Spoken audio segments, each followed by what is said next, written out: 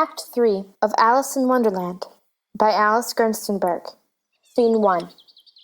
It's a garden of high, very conventional and artificial-looking flowers. On a large mushroom sits the caterpillar smoking a hookah. Alice is whirling about, trying to get her equilibrium after her fall. She goes to the mushroom timidly and, conscious of her size, for her chin reaches the top of the mushroom, she gazes at the caterpillar wonderingly. He looks at her lazily and speaks in a languid voice. Who are you? I hardly know, sir, just at present. The Queen frightened me so, and I've had an awfully funny fall down a tunnel, or a sort of well. At least I know who I was when I got up this morning. But I think I must have been changed several times since then. What do you mean by that? Explain yourself. I can't explain myself, I'm afraid, sir. Because I'm not myself, you see. Being so many different sizes in a day is very confusing. You? Who are you? I think you ought to tell me who you are first. Why? As Alice turns away. Come back. I've something important to say. Alice comes back. Keep your temper. Is that all? No. He puffs at the hookah in silence, finally takes it out of his mouth and unfolds his arms. So you think you were changed, do you? I'm afraid I am, sir. I don't keep the same size. What size do you want to be? I don't know. At least I've never been so small as a caterpillar. The caterpillar rears angrily. It is a very good height indeed. But I'm not used to it. I wish you wouldn't all be so easily offended. You'll get used to it in time. Are you too big? Or am I too small? She compares her height wonderingly with the tall flowers. The caterpillar looks at her sleepily, yawns, shakes himself, slides down from the mushroom, and crawls slowly away. One side will make you grow taller, and the other side will make you grow shorter. One side of what? The other side of what? Of the mushroom. Alice hesitates, then embraces mushroom and picks bit from each side. 3 gardeners representing spades enter carrying brushes and red paint cans. Look out now, Five. Don't go splashing paint over me like that. I couldn't help it. 7 jogged my elbow. That's right, 5. Always lay the blame on others. You better not talk. I heard the Queen say only yesterday you deserve to be beheaded. What for? That's none of your business, too. Yes, it is his business, and I'll tell him. It was for bringing the cooked tulip roots instead of onions. Well, of all the unjust things. Sees Alice. Others look around, all bow. Could you please tell me what side to eat? 5 and 7 look at 2. I don't know anything about it. He paints a white rose red. You ought to have been red. We put you in by mistake. And if the Queen was to find it out, we should all have our heads cut off. A thumping is heard off stage and the music grows louder and louder. What's that? The White Chess Queen. Don't let her see what we are doing. She'll tell on us. Run out and stop her from coming here. 5 Spot says to Alice as she runs to the right. No, the other way. But she's up there. You can only meet her by walking the other way. Oh, what nonsense. Go the other way. Alice re-enters in dismay and dashes out to the left. She's running away from me. The White Queen backs in from right and Alice backs in from left. They meet. The gardeners cry, "The Queen!" and throw themselves flat upon the ground. Their backs are like the backs of the rest of the pack.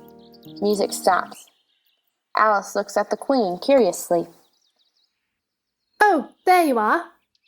Why, I'm just the size I was when I saw you last. Of course you are. And who are these? I can't tell them by their backs. She turns them over with her foot. Turn over. Ah, I thought so. Get up. What have you been doing here? May it please your majesty, we were trying. The White Queen examines Rose. I see. Be gone, or I'll send the horses after you and tell the Queen of Hearts. Gardeners rush off. The Red Queen enters. Alice has gone to the mushroom again to look at its sides, and there, to her amazement, finds a gold crown and scepter, which she immediately appropriates. Music. The queens watch Alice superciliously. Alice puts on her crown, proudly exclaiming in great elation, "Queen Alice!" and walks downstage, bowing right and left to the homage of her imaginary subjects. She repeats as if scarcely daring to believe it true, "Queen Alice." Music stops. Ridiculous! Is this the 8th square? You can't be a queen, you know, till you've passed the proper examination. The sooner we begin it, the better. Please, would you tell me? Speak when you're spoken to.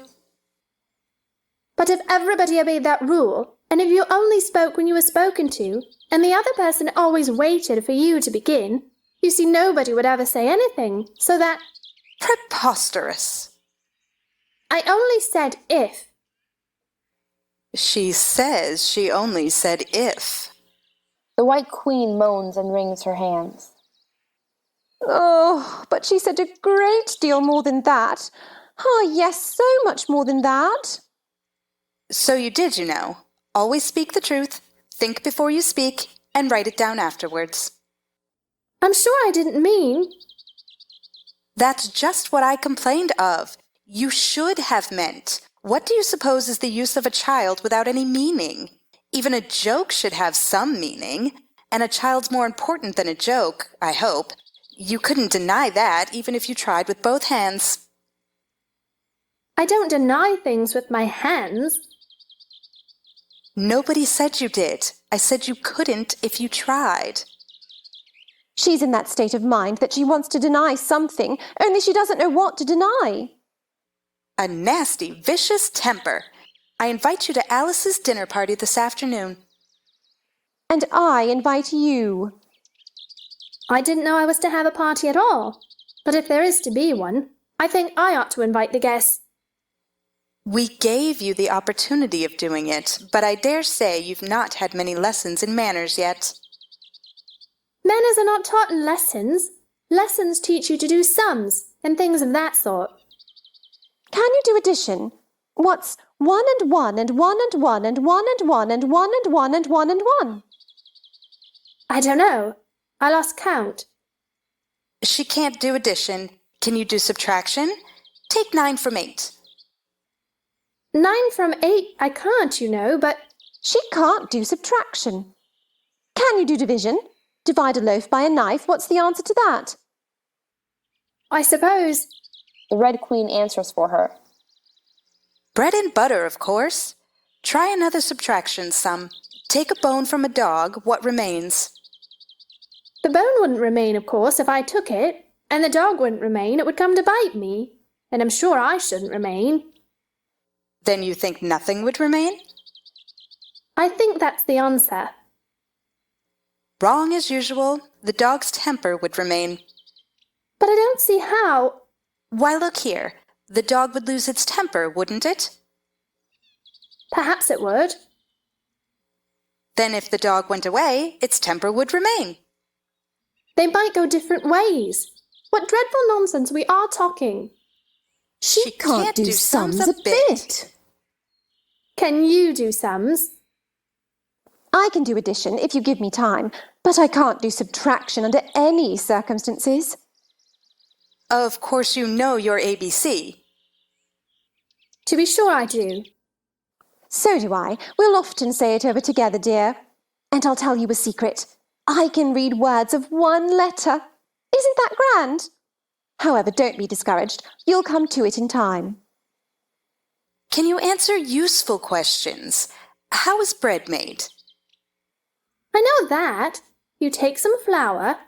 Where do you pick the flour? In a garden or in the hedges? Well, it isn't picked at all. It's ground. How many acres of ground? You mustn't leave out so many things. Fan her head. She'll be feverish after so much thinking. They fan her with bunches of leaves which blow her hair wildly. Please, please. She's all right again now. Do you know languages? What's the French for fiddle-dee-dee? Fiddle-dee-dee's not English. Whoever said it was? If you tell me what language fiddle-dee-dee is, I'll tell you the French for it. Queens never make bargains. I wish queens never asked questions. Don't let us quarrel. What is the cause of lightning? The cause of lightning is the thunder. No, I meant the other way. It's too late to correct it. When you've once said a thing, that fixes it, and you must take the consequences. We had such a thunderstorm next Tuesday. You can't think. She never could, you know. Part of the roof came off, and ever so much thunder got in, and it went rolling round the room in great lumps and knocking over the tables and things, till I was so frightened I couldn't remember my own name. I never should try to remember my name in the middle of an accident. Where would be the use of it? You must excuse her. She means well, but she can't help saying foolish things as a general rule. She never was really well brought up, but it's amazing how good-tempered she is. Pat her on the head and see how pleased she'll be. A little kindness in putting her hair in papers would do wonders with her. The White Queen gives a deep sigh and leans her head on Alice's shoulder. I am so sleepy. She's tired, poor thing.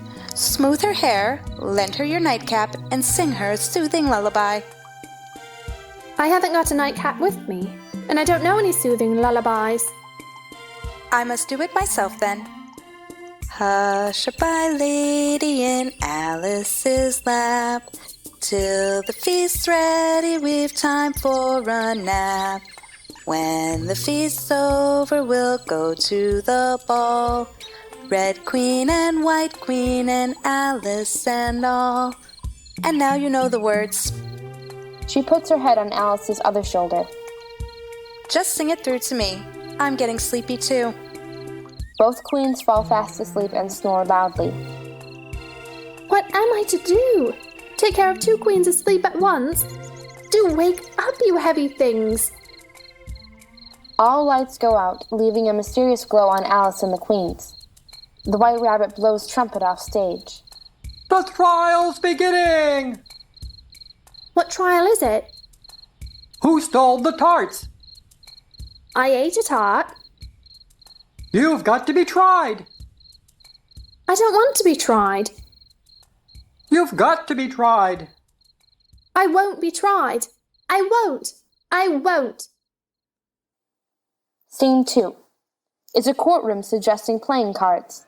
The jurymen are all kinds of creatures. The King and Queen of Hearts are seated on the throne. The knave is before them in chains. The White Rabbit has a trumpet in one hand and a scroll of parchment in the other. In the middle of the court stands a table with a large dish of tarts upon it. The White Rabbit blows 3 blasts on his trumpet. Ba-dum! Ba-dum! Ba-dum! Silence in the court! Alice watches jurymen writing busily on their slates. What are they doing? They can't have anything to put down yet, before the trial's begun.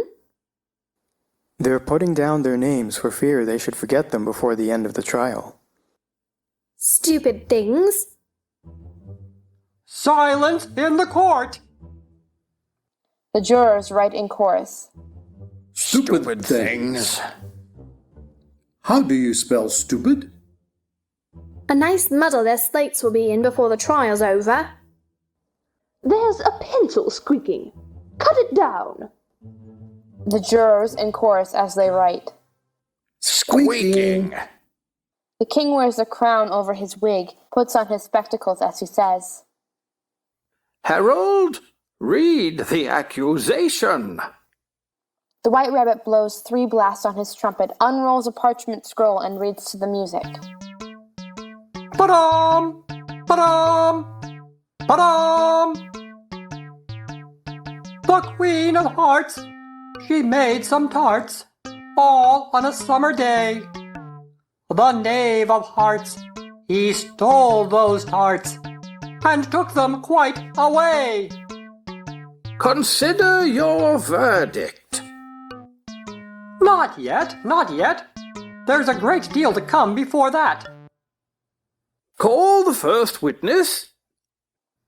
First witness! The Hatter comes in with a teacup in one hand and a piece of bread and butter in the other. I beg your pardon, Your Majesty, for bringing these in, but I hadn't quite finished my tea when I was sent for. You ought to have finished. When did you begin? The Hatter looks at the March Hare, who follows him arm in arm with the Dormouse. 14th of March, I think it was. 15th. 16th. Write that down. 14, 15, 16, 45. Reduce that to shillings. Take off your hat. It isn't mine. Stolen. Stolen. I keep them to sell. I've none of my own. I'm a hatter. The Queen of Hearts puts on her spectacles and stares at the Hatter, who fidgets uncomfortably. Give your evidence, and don't be nervous or I'll have you executed on the spot. The Hatter continues to shift nervously from one foot to the other, looks uneasily at the Queen, trembles so that he shakes off both his shoes, and in his confusion bites a large piece out of his teacup instead of the bread and butter. I am a poor man, Your Majesty, and I hadn't but just begun my tea, not above a week or so, and what with the bread and butter getting so thin, and the twinkling of the tea. The twinkling of what? It began with the tea. Of course twinkling begins with a T. Do you take me for a dunce? Go on. I'm a poor man, and most things twinkled after that. Only the March Hare said, I didn't. You did. I deny it. He denies it. Leave out that part. But what did the Dormouse say? That I can't remember. You must remember, or I'll have you executed. The Hatter drops teacup and bread and butter and goes down on one knee. I'm a poor man, Your Majesty. If that's all you know about it, you may stand down. I can't go no lower. I'm on the floor as it is. Then you may sit down. I'd rather finish my tea. You may go. The Hatter goes out hurriedly, leaving one of his shoes behind. The Queen nonchalantly says to an officer, And just take his head off outside. But the Hatter was out of sight before the officer could get to the door. Call the next witness. Next witness! The Duchess enters with a pepper pot, which she shakes about. Everybody begins to sneeze. March Hare sneezes and rushes out. Give your evidence. Shan't. Your Majesty must cross-examine this witness. Well, if I must, I must. What does your cook say tarts are made of? Pepper. The Duchess shakes the pot and the court sneezes. Treacle. Achoo! The Duchess shakes the pot at him. He sneezes for the first time. the dormouse! Behead the dormouse! Turn that dormouse out of court! Suppress him! Pinch him! Off with his whiskers! The whole court is in confusion, turning the dormouse out, and while it is settling down again, the Duchess disappears. The Duchess! She's gone! She's gone! Never mind. In a low tone to the Queen. Really, my dear, you must cross-examine the next witness. It quite makes my forehead ache. Call the next witness. The White Rabbit fumbles with the parchment and then cries in a shrill little voice. Alice! Here. What do you know about this business? Nothing whatever. The King says to the jury. That's very important. Unimportant, Your Majesty means, of course. Unimportant, of course, I meant. Important, unimportant, unimportant, important. Consider your verdict. Some of the jury write important, and some write unimportant. There's more evidence to come yet, please, Your Majesty. This paper has just been picked up. What's in it? The White Rabbit fumbles with a huge envelope. I haven't opened it yet, but it seems to be a letter, written by the prisoner to somebody. It must have been that, unless it was written to nobody, which isn't usual, you know. Who is it directed to? It isn't directed at all. In fact, there's nothing written on the outside. Takes out a tiny piece of paper. It isn't a letter at all. It's a set of verses. Are they in the prisoner's handwriting? The jury brightens up. The White Rabbit looks at the knave's hand. The knave hides his hand, the chains rattle. No, they're not. And that's the queerest thing about it. The jury looks puzzled. He must have imitated somebody else's hand. Please, Your Majesty, I didn't write it and they can't prove I did. There's no name signed at the end. If you didn't sign it, that only makes the matter worse. You must have meant some mischief, or else you'd have signed your name like an honest man. At this, there is a general clapping of hands. That proves his guilt. It proves nothing of the sort. Why, you don't even know what they're about. Read them. The White Rabbit puts on his monocle. Where shall I begin, please, Your Majesty? Begin at the beginning and go on till you come to the end. Then stop. They told me you had been to her and mentioned me to him. She gave me a good character, but said I could not swim. I gave her 1. They gave him 2. You gave us 3 or more. They all returned from him to you, though they were mine before. My notion was that you had been, before she had this fit, an obstacle that came between him and ourselves and it. Don't let him know she liked him best, for this must ever be a secret, kept from all the rest between yourself and me. That's the most important piece of evidence we've heard yet. So now let the jury... If any of them can explain it, I'll give him 6 pence. I don't believe there's an atom of meaning in it. She doesn't believe there's an atom of meaning in it. If there's no meaning in it, that saves a world of trouble, you know, as we needn't try to find any. And yet, I don't know. Spreads out the verses on his knee and studies them. I seem to see some meaning after all. Said I could not swim. You can't swim, can you? The knave shakes his head sadly and points to his suit. Do I look like it? All right, so far. We know it to be true. That's the jury, of course. I gave her 1, they gave him 2, Why, that must be what he did with the tart, you know. But it goes on. They all returned from him to you. The king triumphantly points to the tarts. Why, there they are. Nothing can be clearer than that. Then again, before she had this fit, you never had fits, my dear, I think. Never. Then the words don't fit you. There is dead silence while the king looks around the court with a smile. It's a pun.